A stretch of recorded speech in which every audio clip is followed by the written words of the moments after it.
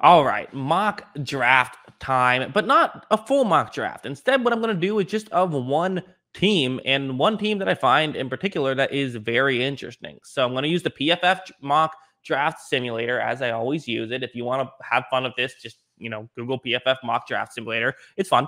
I'm going to do the Packers. Let's do 5 rounds. I could do 7, but like I don't, I'm not sure what punter I want to select at number 7, right? Like that's at a certain point, I just, I don't know every single one of these prospects. Know a good chunk of them, but definitely am good for the first few rounds. But at a certain point, I feel like I'm just going to be taking guesses. So let's just take those out of the equation. 22nd overall is the first time the Packers will be selecting, unless I want to do a trade, which I don't hate the idea of potentially doing a trade because the Packers are a team where they're good, right? They won 13 games in the past 3 years. So maybe what you do is instead of trying to get as many different players as possible, you use some of that draft capital to try to get the players you want.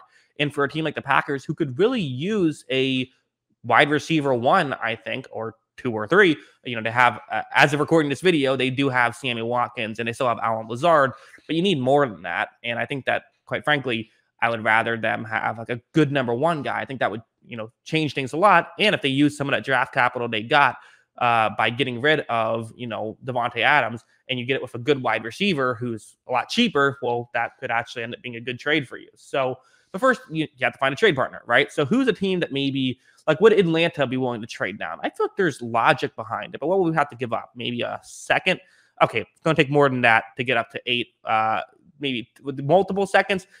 I could get it with multiple seconds. I don't know if I love that, though. So maybe what I'm going to do is start the draft and then stop it and see what happens. So start the draft, then we'll pause it. 6 picks in. Any wide receivers done? No. Resume it. Pause it again. We are now 9 picks in. Still no wide receiver. Let's see what happens with the Jets. Are the Jets willing to trade? Maybe. I don't know. Let's see. For a second, could maybe do it with a second and something else. Do I give up another pick to make this work? It's a bit of a gamble, right? I mean, do I want to give up a second rounder and a what's that? 132 overall. So 4th rounder to go up and make sure I get that wide receiver that I want, only moving up 12 spots. But this is right before a wide receiver run is going to happen. Yeah, let's offer to trade. Let's make this happen. Why not? Trade not accepted. Well, okay, didn't happen. Let's maybe resume the draft a little bit, see what else happens. Man, making trades is hard.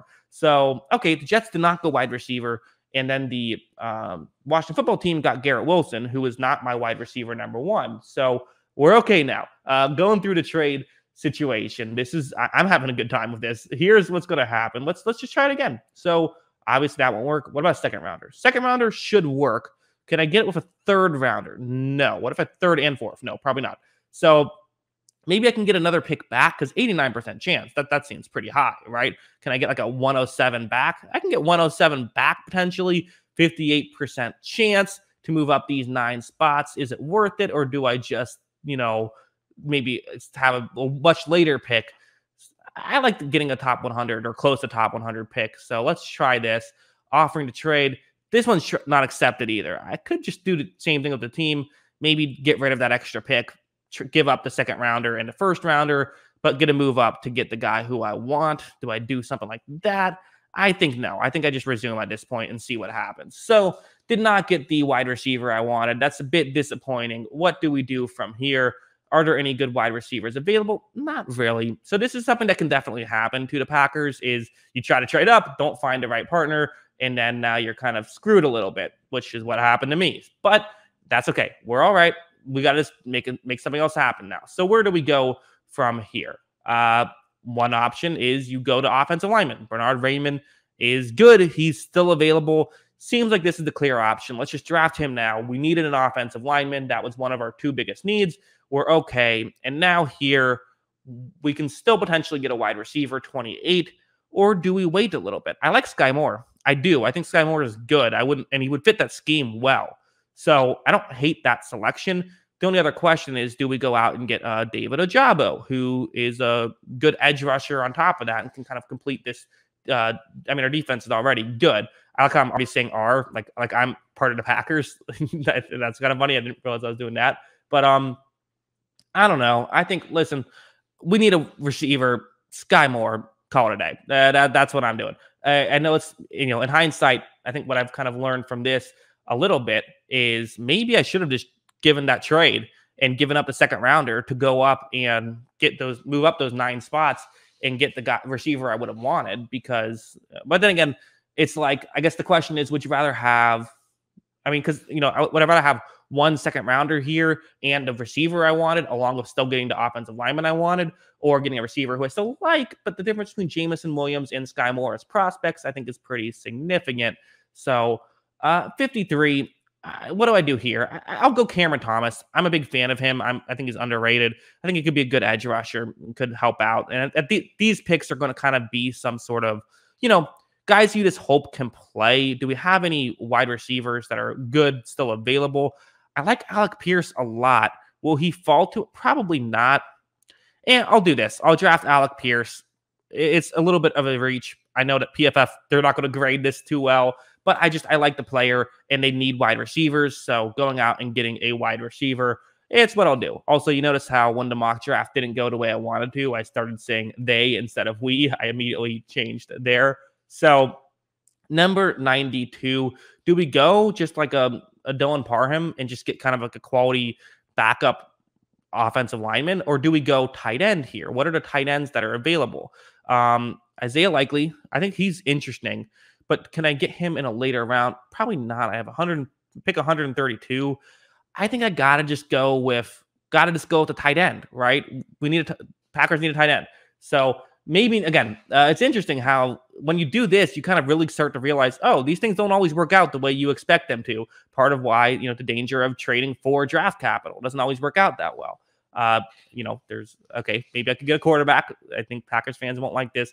I don't know if there's anyone else I really love left in this draft class. So I didn't have to do all 5 rounds. I could have just done 3, but I wanted to have that option because, at least you can like trade these picks or whatever. So yeah, I'm not crazy about any of these guys, to be honest. So whatever, we'll just draft another tight end, see how that works out.